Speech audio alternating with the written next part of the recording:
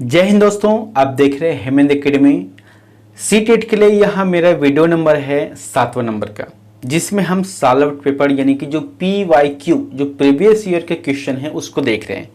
और आज जो देखेंगे वह दिसंबर महीने 2018 में जो एग्जाम हुआ था भाषा 1 हिंदी का, उसी के जो संदर्भ में जो प्रश्न पूछे गए हैं उन सभी प्रश्नों को देखेंगे।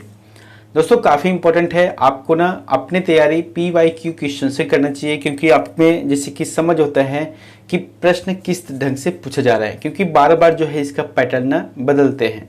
भाई पैटर्न तो बदल सकते हैं, लेकिन प्रश्न पूछेगा तो उसका आंसर थोड़ी बदलेगा, भले ही आप कैसे भी घुमाकर प्रश्न करो। तो अगर आप चैनल पर नए हो तो चैनल को सब्सक्राइब कर देना और बेल आइकन को जरूर दबा देना, ठीक है। चलिए चलते हैं वीडियो की तरफ।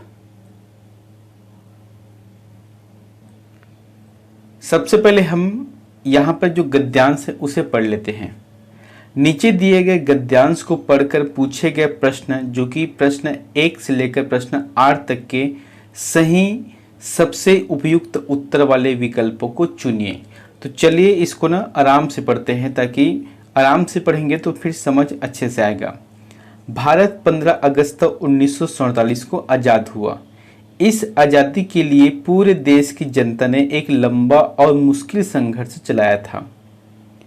इस संघर्ष में समाज के सारे तबकों की हिस्सेदारी थी। तरह तरह की पृष्ठभूमि के लोगों ने इसमें भाग लिया। वे स्वतंत्रता, समानता तथा निर्णय प्रक्रिया में हिस्सेदारी के विचारों से प्रेरित थे। औपनिवेशिक शासन के तहत लोग ब्रिटिश सरकार से भयभीत रहते थे। वे सरकार के बहुत सारे फैसलों से असहमत थे, लेकिन अगर वे इन फैसलों की आलोचना करते तो उन्हें भारी खतरों का सामना करना पड़ता। स्वतंत्रता आंदोलन ने यह स्थिति बदल डाली। राष्ट्रवादी खुलेआम ब्रिटिश सरकार की आलोचना करने लगे और अपनी मांगे पेश करने लगे। 1850 में भारतीय राष्ट्रीय कांग्रेस ने मांग की कि विधायिका में निर्वाचित सदस्य होने चाहिए और उन्हें बजट पर चर्चा करने एवं प्रश्न पूछने का अधिकार मिलना चाहिए। वर्ष 1909 में बने गवर्नमेंट ऑफ इंडिया एक्ट ने कुछ हद तक निर्वाचित प्रतिनिधित्व की व्यवस्था को मंजूरी दे दी। हालांकि ब्रिटिश सरकार के अंतर्गत बनाई गई ये शुरुआती विधायिका राष्ट्रवादियों के बढ़ते जा रहे दबाव के कारण ही बनी थी, लेकिन इसमें भी सभी वयस्कों को ना तो वोट डालने का अधिकार दिया गया और ना ही आम लोग निर्णय प्रक्रिया में हिस्सा ले सकते थे। तो इस प्रकार से ना आप पूरे गद्यांश को पढ़ना है, और इसी गद्यांश के अंतर्गत जो प्रश्न पूछेगा और इसी गद्यांश में ही इसका आंसर आपको मिलेगा। चलिए देखते हैं। यहाँ पर पहला प्रश्न है, लोग किन विचारों से प्रेरित होकर आज़ादी के संघर्ष में शामिल हुए? बताइए, आज़ादी के जो संघर्ष है उसमें लोग शामिल हुए तो कोई ना कोई एक विचारधारा तो चाहिए ना। अभी जैसे कि बताया आपको मैं, ये था सबसे पहली बात तो चाहिए अपने को स्वतंत्रता। क्या? स्वतंत्रता। फिर आते हैं समानता, एक समान सभी को समाज में रहने का, बोलने का मौका होना चाहिए, और निर्णय प्रक्रिया में हिस्सेदारी। तो ये जो तीनों ऑप्शन है बिल्कुल सही है, अतः आंसर डी रहेगा, जो कि ये सभी सही है। दूसरा प्रश्न है, आजादी के लिए संघर्ष किसने चलाया? बताओ, आजादी के लिए संघर्ष किसने चलाया? यहां पर किसी एक व्यक्ति का नाम नहीं है, क्योंकि हजारों लाखों व्यक्तियों ने आजादी में अपनी अपनी भूमिका के हिसाब से अपना योगदान दिया था। हम किसी का नाम नहीं ले सकते और ना ही गद्यांश में लिखा है। इसलिए आजादी के लिए संघर्ष किसने चलाया की बात आता है तो देश की जनता ने संघर्ष चलाया। तीसरा प्रश्न है, निम्न में से लोकतांत्रिक व्यवस्था का मूल्य कौन सा है? दोस्तों एक चीज यहाँ पर कहना चाहता हूँ, जैसे गद्यांश और पद्यांश आपके जो भाषा 1 है हिंदी भाषा, ये इसमें जो है अधिकतर पूछे जाते हैं। अगर आप कोई भी सा जैसे कि सीटेट है या अपना स्टेट का टेट दिला रहे हो या टीचर भर्ती का है, उन सभी में ये प्रश्न आता है गद्यांश से पद्यांश का। तो सबसे बेहतर यही है कि आपको जो है ना इसका आंसर, जो प्रश्न पूछेगा उसका आंसर उसी में मिलता है, लेकिन उसके लिए उस गद्यांश को ढंग से पढ़ना पड़ता है। यहाँ पर तीसरा में क्या लिखा है कि निम्न में से लोकतांत्रिक व्यवस्था का मूल्य कौन सा है? आंसर रहेगा समानता, स्वतंत्रता, विचारों की अभिव्यक्ति, और इसका आंसर रहेगा वहाँ डी रहेगा, क्योंकि ये सभी इसी में शामिल हैं। ये सभी आंसर सही रहेगा। आंदोलन का क्या असर पड़ा बताओ? आंदोलन किए 15 अगस्त 1947 को जो आज़ादी मिली है, उससे पहले आंदोलन किए, तो वो जो आंदोलन है उससे क्या असर पड़ा बताओ? क्या असर पड़ा? सरकार की खुलकर आलोचना होने लगी। आप देखना, सरकार की खुलकर आलोचना होने लगी, तभी तो जाके जैसे कि क्या है ये हुआ था ना, भारत छोड़ो आंदोलन भी हुआ था, कर मत दो अलग से आंदोलन चला है, यानी कि सभी अपने अपने क्षेत्र के हिसाब से इन्होंने योगदान दिया था। सरकार का विरोध करना है, कुल मिलाकर उसके जो सामान है उसका विरोध करना है, विदेशी सामान को जला देना है, बहिष्कार करना है, अंग्रेजों द्वारा बनाए गए नियम कायदे कानून को नहीं मानना है, ये सभी क्या है उसका विरोध करने का तरीका है, और यही आंदोलन का असर पड़ा। पांचवा प्रश्न है, कांग्रेस की क्या मांग थी बताओ? कांग्रेस की क्या मांग थी जो 1885 में बनी है पार्टी? इनका जैसे कि शुरुआती में बना तो इसका एक ही मांग था कि विधायिका में चुने हुए सदस्य हो, विधायिका में चुने हुए सदस्य हो, तो ए ऑप्शन इसका सही रहेगा। छठा प्रश्न है, सबसे सटीक या सार्थक वाक्य चुनिए, बताइए। सबसे सटीक या सार्थक वाक्य को चुनना है। जैसे कि संघर्ष मनुष्य को उजाड़ता है, ऐसा नहीं हो सकता। संघर्ष मनुष्य को भटकाता है, ये भी नहीं हो सकता। संघर्ष मनुष्य को निखारता है, ये जरूर हो सकता है, लेकिन ऑप्शन के हिसाब से चौथा को भी हम पढ़ लेते पहले। मनुष्य संघर्ष को सफलता दिलाता है, तो डी ऑप्शन इसका सही रहेगा। ठीक है, याद रखना, सबसे सटीक और सार्थक वाक्य संघर्ष मनुष्य को सफलता दिलाता है। आप जितना मेहनत करोगे आपके लिए परिणाम उतना ही बेहतर होगा, तो डी ऑप्शन सही है। सातवां प्रश्न है, खुलेआम शब्द का सबसे सार्थक प्रयोग है। खुलेआम शब्द का सही जगह प्रयोग हुआ है, कौन सा सही जगह? जैसे कि खुलेआम बरसात हो रही थी, ये सही है क्या? गलत भाई, बरसात तो खुलेआम नहीं होता भाई, बरसात ही होता है। खुलेआम बुराइयां हो रही थी, ये भी जो है सार्थक नहीं है, जो खुलेआम शब्द का प्रयोग है। खुलेआम नाक बज रही थी, ये भी नहीं है। खुलेआम नगाड़े बज रहे थे, ये जो बात है 100% सही है, क्योंकि भाई बैंड बाजा है, नगाड़ा है, ये सभी खुलेआम बजता है। दबाव शब्द का प्रयोग कहां पर होगा? अब देखो यहाँ पर 4 ऑप्शन दिया गया, उसमें से देखें दबाव शब्द का उपयोग कहां पर हुआ होगा अच्छे से, कि हवा का दबाव कम हो गया, भीड़ भाड़ दबाव से था, सभी चुपचाप दबाव से थे, चढ़ता दबाव गिरता गया। अब बताइए कि दबाव शब्द का सही प्रयोग कहां पर हुआ होगा?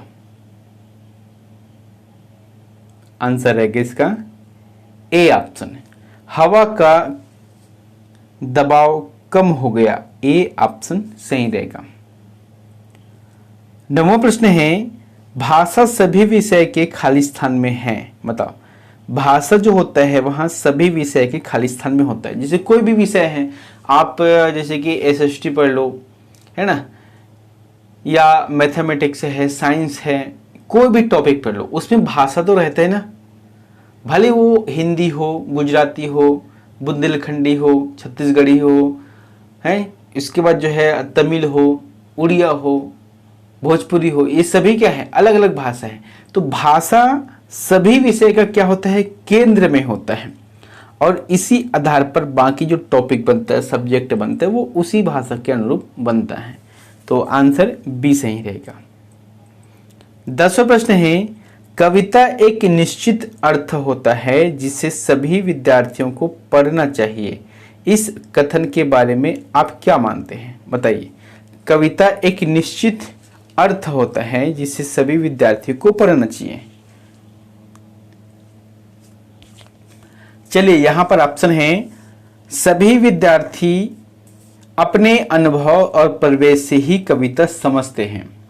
दूसरा, कवि ने कविता एक अर्थ में लिखी जिसे हर विद्यार्थी को समझना चाहिए। अलग अलग अर्थ समझने से पढ़ने की प्रक्रिया बाधित होती है। और डी में है किसी कविता को एक निश्चित अर्थ के साथ पढ़ना चाहिए। इसका आंसर रहेगा सटीक ढंग से ए ऑप्शन रहेगा, यानी कि सभी विद्यार्थी अपने अनुभव और परिवेश में ही कविता समझते हैं। भाई कविता तो एक है लेकिन उसको पढ़ने वाले हजार हैं, तो हजार पढ़ने वाले हैं वो अपने अपने हिसाब से समझते हैं, पढ़ते हैं। आप मानते हैं कि अलग अलग तरह की सामग्री पढ़ने से अवसर मिलने से, बताओ अलग अलग सामग्री आप पढ़ रहे हो, भाई अपने टॉपिक को पढ़ रहे हो, किसी अलग अलग लैंग्वेज के पढ़ रहे हो, गीत कविता कहानी पढ़ रहे हो, तो इससे सामग्री पढ़ने के अवसर मिलने से क्या होता है, भाषा को विविध संदर्भ में प्रयोग करने की समझ विकसित होती है। जो आपने जैसे कि आपने जो भाषा सीखा है या आप जिस भाषा को जानते हो उस भाषा के माध्यम से विविध संदर्भ में प्रयोग करने की समझ विकसित होती है। ठीक है, तो डी ऑप्शन सही रहेगा। हिंदी में विज्ञान संबंधी पाठों को पढ़ाने का उद्देश्य है। हिंदी में विज्ञान संबंधी पाठों को पढ़ाने का उद्देश्य है। आप अगर हिंदी में जैसे कि आप देखो, आप साइंस पढ़ रहे हो, ठीक है, अब उसमें भाषा का भी महत्व रहता है। साइंस में तो ज़्यादातर इंग्लिश चलता है, हिंदी चलता है। अब कुछ उसे क्षेत्रीय भाषा में भी कन्वर्ट किया जा सकता है, लेकिन हिंदी भाषा में विज्ञान संबंधी पाठों को पढ़ने का उद्देश्य जो होता है वहाँ विज्ञान के संदर्भ में हिंदी भाषा का प्रयोग को समझना है। अगला, लेखन क्षमता के आकलन के लिए, जैसे कि कौन बेहतर ढंग से लिख सकता है, कौन सटीक ढंग से लिख सकता है, या कौन सार्थक शब्द लिख सकते हैं, इसके लिए आकलन करना है। तो आकलन करने का सबसे बेहतर क्या होता है बताइए। व्याकरण सम्मत भाषा को देखना होगा कि अर्थपूर्ण वाक्यों और संदर्भों को देखना होगा, या लिखावट की सफाई और सुंदरता को जांचना होगा, या अव्यक्ति विचारों को जांचना होगा। सबसे बेहतर यही है। देखो लिखना सभी को आता है, कुछ भी लिख सकता है, लेकिन वो क्या लिख रहा है, कैसे लिख रहा है, उनके भावों को देखना चाहिए, उनके अभिव्यक्ति को देखना चाहिए। तो आंसर डी रहेगा, अभिव्यक्त विचारों को जांचना। उन्होंने क्या लिखा है, अपने विचारों को किस प्रकार ढंग से लिखा है, उस चीज को जांचना। तो डी ऑप्शन सही है। अगला, हिंदी के पाठों में अन्य भाषाओं के शब्दों के होने का अर्थ है। हिंदी के पाठों में अन्य भाषाओं के शब्द के होने का अर्थ क्या है।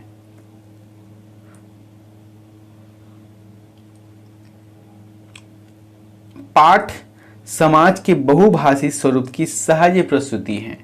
ए ऑप्शन इसका सही रहेगा।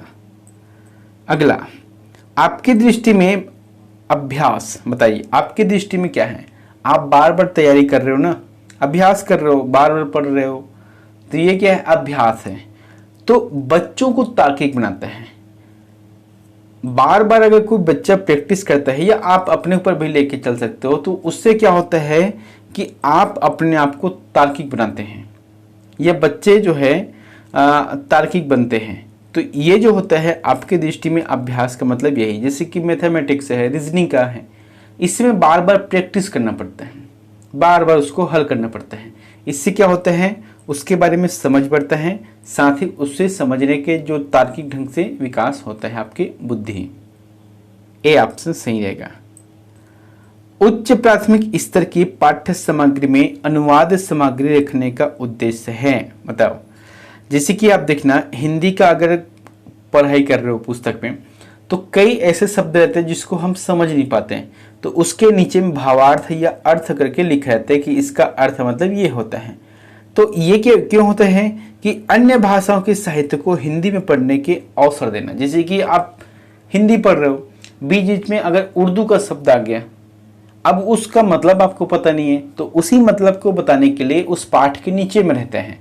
तो इससे मतलब ये होता है कि जो अन्य भाषा के जो साहित्यिक शब्द हैं उसको हिंदी में पढ़ने के अवसर आपको मिलता है। ठीक है, तो फिर बी ऑप्शन सही रहेगा। यदि आपकी कक्षा में दृष्टिबाधित बच्चे हैं तो आप बताओ, भाई आपके क्लास में मान लो कोई ऐसा बच्चा है जिसका आंख ढंग से दिखाई नहीं देता या दृष्टि बाधित है, तो ऐसे में आप क्या करोगे? बहुत ही सिंपल सा प्रश्न है। ऐसे में उन्हें पढ़ने के उपयुक्त साधन देंगे। भाई जिसे आंख से अंधा है या कम दिखाई देते हैं, उसे ब्रेल लिपि वाला जो तरीका रहता है उसे पढ़ने का सुझाव देंगे या साधन देंगे, या कोई और अलग ढंग से पीड़ित हैं तो उसको उस दृष्टिकोण से साधन प्रोवाइड कराएंगे। तो फिलहाल इसका आंसर ए सही रहेगा। पढ़ना सीखने के लिए आवश्यक है कि, बताओ पढ़ना सीखने के लिए आवश्यक है कि, आप पढ़ना सीख रहे हो तो इसके लिए आवश्यक है कि क्या? लक्ष्य भाषा की अर्थपूर्ण और रोचक सामग्री पढ़ने सुनने पढ़ने को मिले। ठीक है, लक्ष्य भाषा की अर्थपूर्ण और रोचक सामग्री सुनने पढ़ने को मिले, यही जो होता है पढ़ना लिखने के लिए आवश्यक है। ठीक है, बी ऑप्शन। अगला, भाषा केवल अभिव्यक्ति का माध्यम ही नहीं बल्कि स्वयं से खालिस्तान का माध्यम है। जैसे कि भाषा अभिव्यक्ति का माध्यम है, जैसे कि मैं अपने विचारों को सामने वाले को बताता हूँ, तो कैसे बताता हूँ? भाषा का सहारा लेकर ना, यानी कि अभिव्यक्ति कर रहा हूँ उससे। तो अभिव्यक्ति का ही माध्यम नहीं है, बशर्ते यह जो माध्यम है स्वयं से बातचीत करने का भी एक तरीका होता है। बी ऑप्शन सही रहेगा। लड़के होकर रोते हो, यह वाक्य है, बताओ लड़के होकर रोते हो। भाषा को अध्यापकों की दृष्टि से पढ़ने को बाध्य होता है, भाषा को जेंडर की दृष्टि से पढ़ने को बाध्य करता है, भाषा को व्याकरण की दृष्टि से पढ़ने को बाध्य करता है, भाषा को बच्चों की दृष्टि से पढ़ने को बाध्य करता है।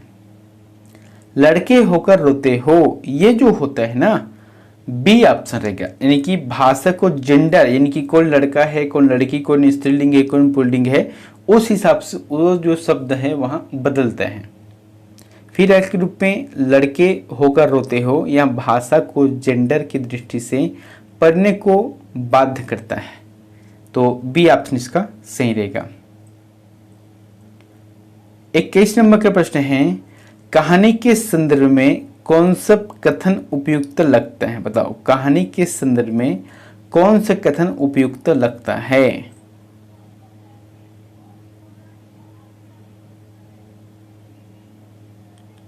कहानी के संदर्भ में कौन सा कथन उपयुक्त लगता है? आप कहानी सुन रहे हो तो उसके लिए कौन सा कथन उपयुक्त है? जैसे कि कहानी में शुरुआत होना आवश्यक है, कि कहानी में शुद्ध भाषा का होना आवश्यक है, या कहानी में कथानक का होना आवश्यक है, या कहानी में संवाद का होना आवश्यक है।